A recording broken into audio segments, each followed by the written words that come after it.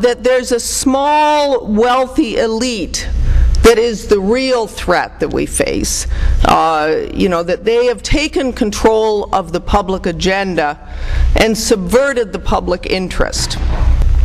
But I want to make the point that privatization is really, of course, part of one key aspect of a larger agenda.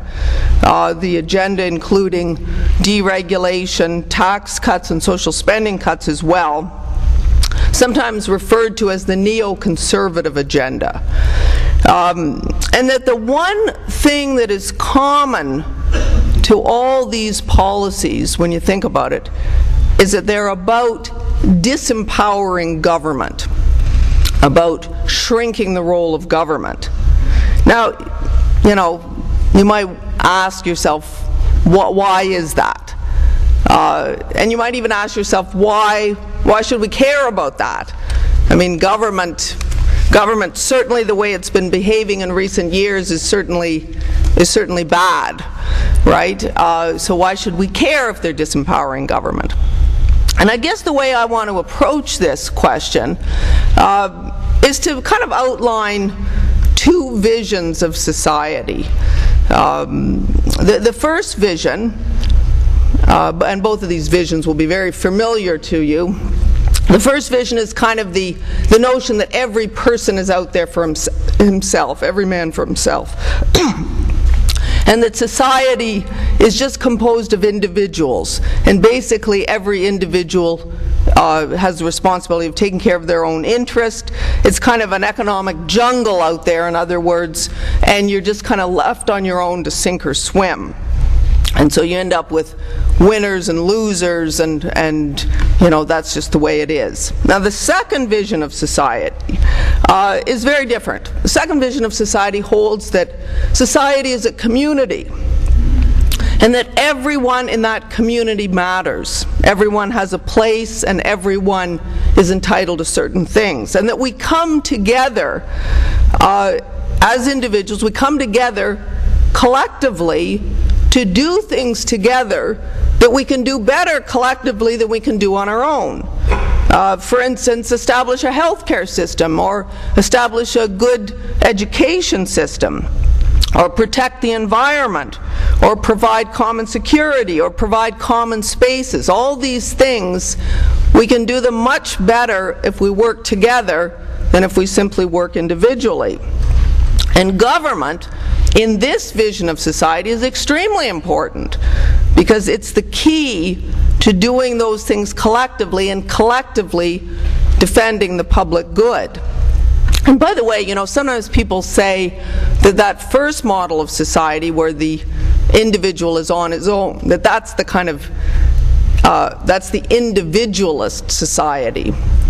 And this is great because we care about the individual. Well, I would point out this second vision of society also, in a different way, accentuates and highlights the individual. But in this one, it's that the individual matters. The individual has a place. Everyone has a place, and everyone is entitled to certain things.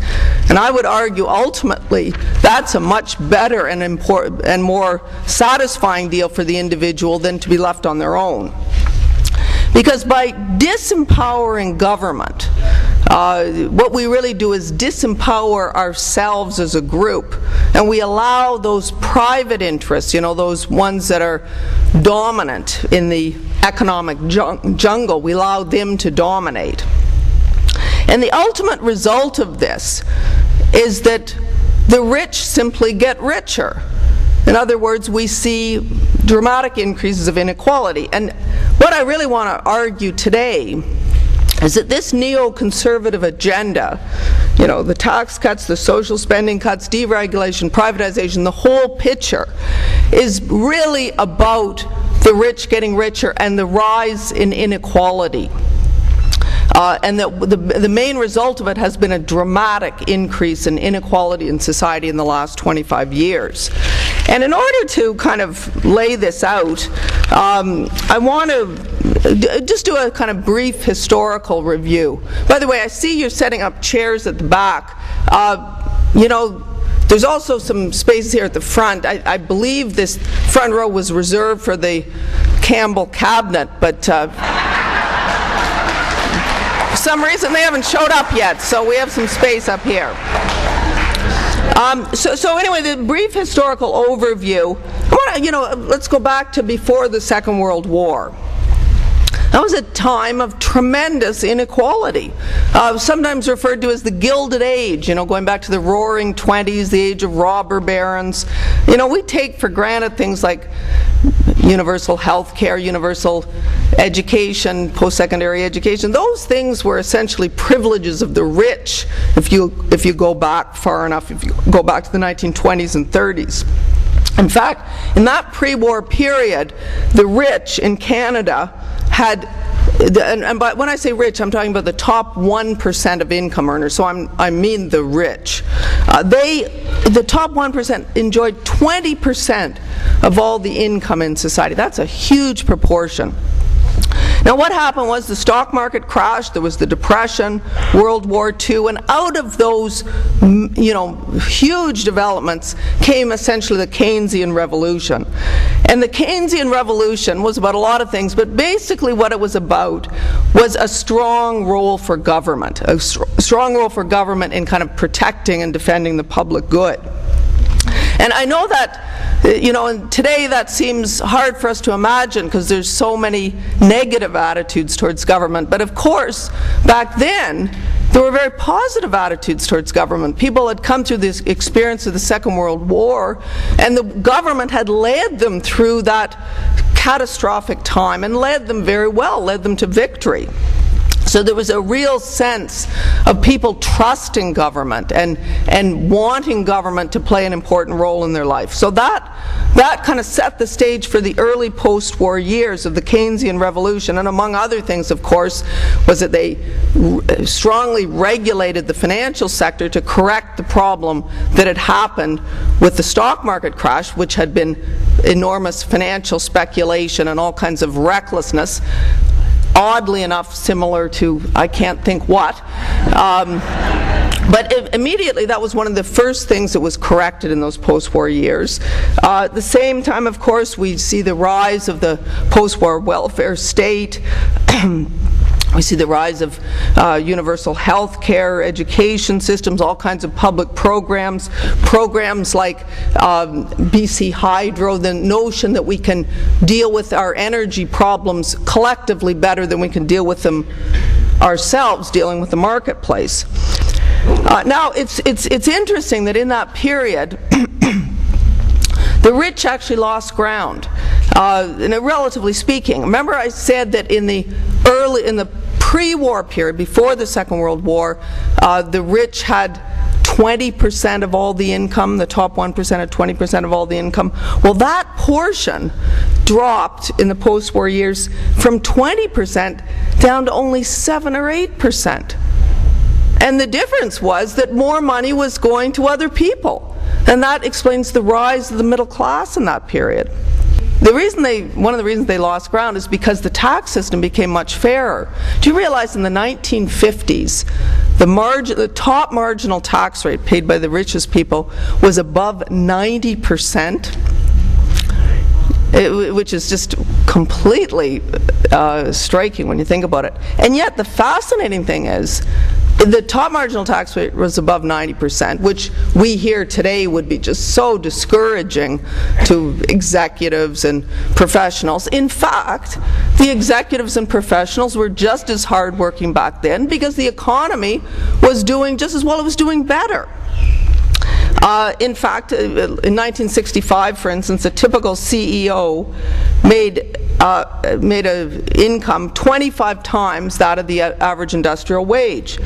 Today, the average CEO has an income 340 times the average industrial wage. And yet, overall, the economy is performing less effectively than it did back then. And I'm not even mentioning the problem of the Wall Street collapse. I'm just talking about the real economy here. So that period, that post-war period, dramatically different. It's easy to forget how different it is than it was today. Much more regulation, much more involvement of government, much more equality, and much stronger economic growth. In fact, all round a very strong picture, except the rich weren't doing as well as they'd done before. And some of them were quite satisfied, but some of them began a kind of counter movement against that Keynesian revolution. And by the early 80s, that counter movement, sometimes called neoconservatism, was really in full swing. And we see it in Britain, Margaret Thatcher, in the US, Ronald Reagan, and it's trickled, unfortunately, up to Canada very much as well. Again, it's tax cuts, social spending cuts, deregulation, all those regulations that were put in place after the collapse in 1929, all of those are gradually taken away, so that eventually we see the situation that have finally led to the utter chaos on Wall Street. Then of course when Wall Street collapsed, then of course all of a sudden when they're in trouble like that, then suddenly they discover the value of this community approach, this second vision of society. The bailout is all about us acting as a community, right? Helping each other.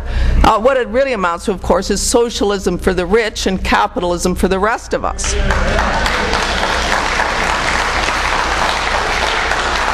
In fact, in Canada, it's quite interesting, over the past 20 years, if you look at the top 0.01%, in other words, the top 100th of 1%, in other words, the 1,500 richest taxpayers in the country, if you look at their incomes adjusted for inflation, they rose from 2.9 million 20 years ago to 5.9 million today. The average income of that top 0.1% today is 5.9 million. That's an increase on average in that top 1% of inflation adjusted of $3 million per individual.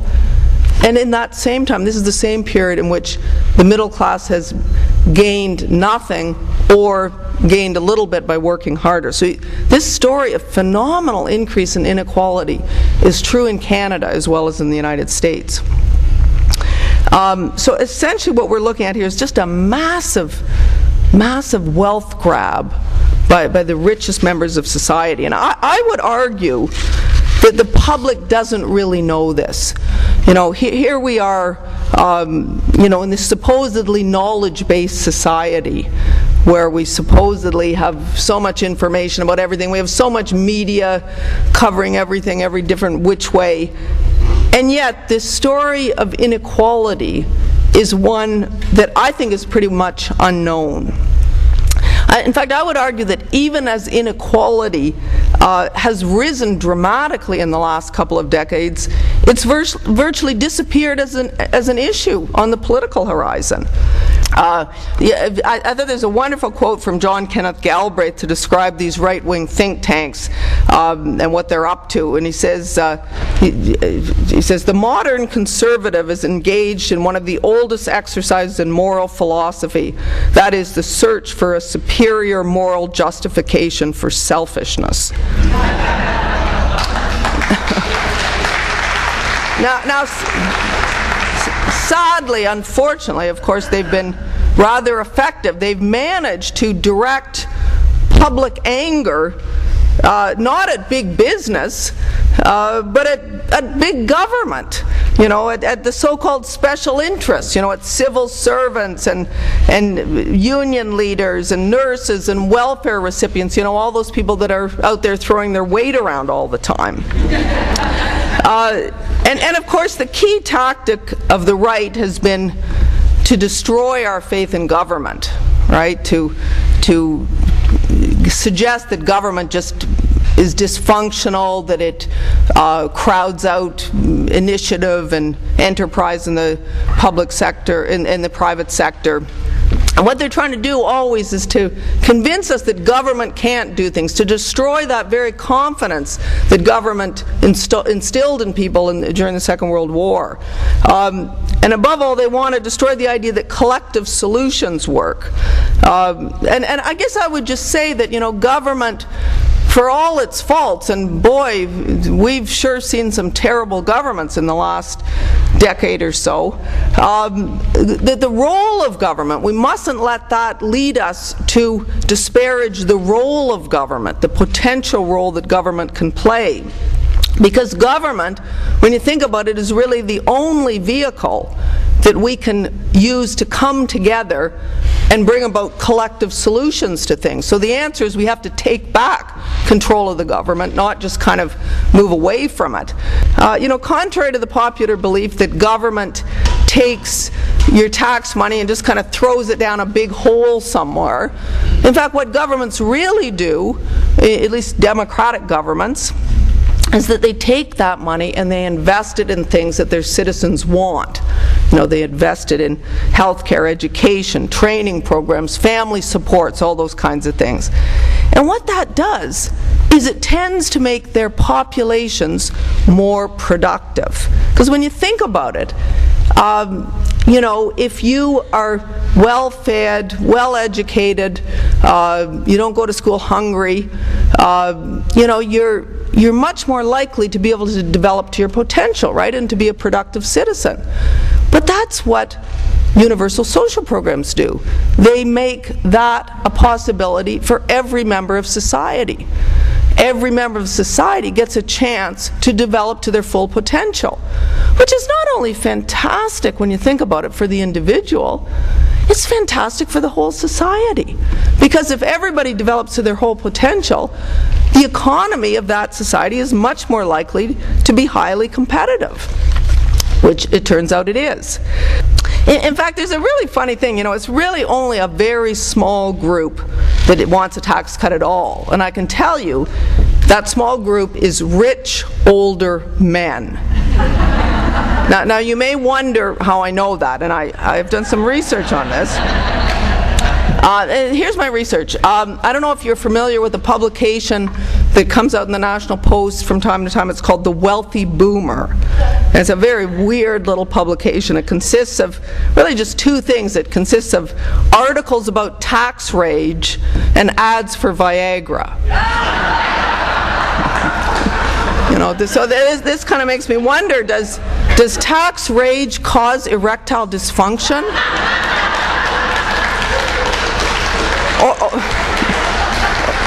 Or does erectile dysfunction cause tax rage?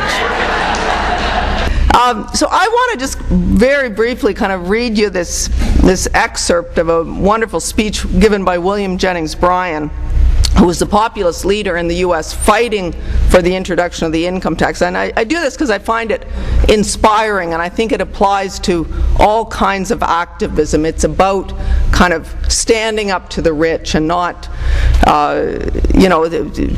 just giving in the way our politicians so often do today. Today, if the rich sign a petition threatening to leave and take all their assets with them, what do our politicians do? They buckle under and they give the rich what they want, right? So I want to harken back to a time and an individual that was willing to take them on, and sort of hopefully we'll hear these kind of words in the upcoming Canadian Parliament, because these are the words that William Jennings Bryan said to the U.S. Congress in 1894. He said, "Of all the mean men I have ever known, I would never say of one of them that his patriotism was less than 2% deep. If some of our so-called best people prefer to leave the country rather than pay a tax of 2%, God pity the worst. We can better afford to lose them and their fortunes than risk the contaminating influence of their presence. Let them depart." And as they leave without regret the land of their birth, let them go with the poet's curse ringing in their ears. Thanks very much.